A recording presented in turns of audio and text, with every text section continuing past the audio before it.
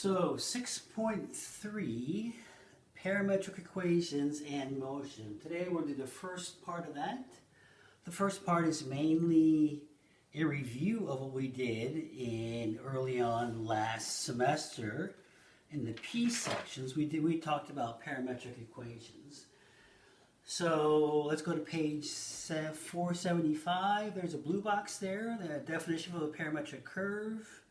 Okay, so if you remember correctly, parametric is where we have, instead of x and y, instead of saying something like this, where we explicitly say what y is equal to, we're going to introduce a third parameter called t normally, and we are going to describe the relationship between x and y with the third parameter called the t. And if you remember correctly, t is normally time. Okay? All right, so let's see how this works and see if we can do this. So let's go to example number 1. Example number 1, we have, in example number 1, we have x is equal to t squared minus 2, and y is equal to 3t. Y is equal to 3t. And it has you graph this in your calculator. In other words, you have to go to the mode, set to parametric mode, and then put in x1 and y1, and put in the t's. When you do this, according to the A, B, and C, the different times, you're going to get different parts of the parabola. So if you look at page 476, that is what you should get when you do that. Okay? So let's say if we can actually eliminate the parameter and find out what this is actually telling us as far as a direct relationship between x and y. So that's an example number 2. In example number 2, now we have to eliminate the t. Okay, so we can either solve for x, solve t using x, or we can solve for t using y. So obviously we want to use the bottom one, because in the top one, if you use this, you're going to end up with something that looks like this. And we don't want to have to deal with the square root. So let's not do that. So if over here, if we go ahead and use this and solve for t, we will find that t is going to be equal to y over 3. So then I would put that t back into here. X would be equal to y over 3 squared minus 2. All right, so now if you see right here, I have no more t's, which is what I wanted to do. Okay? So if I do this out, I get x is equal to y squared over 9 minus 2. Multiply both sides by 9. 9x y squared minus 18. So this would be your answer right there. Okay? And that would, that's example number 3. That is example number 3 that we did right there. Okay, so this is example number 3, not 2. That was example number 3. Okay?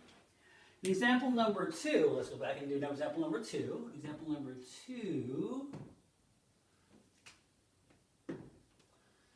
they give you x is equal to 1 minus 2t.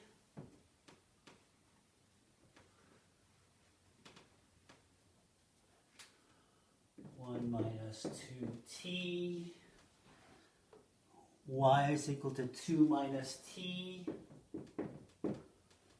okay, and it also gives you, there is no restriction to the time here, the t variable, okay, same thing, we want to isolate or we want to eliminate the t, right, so we are going to either solve for the t here and put that into here, or solve the t here put that back into here, okay?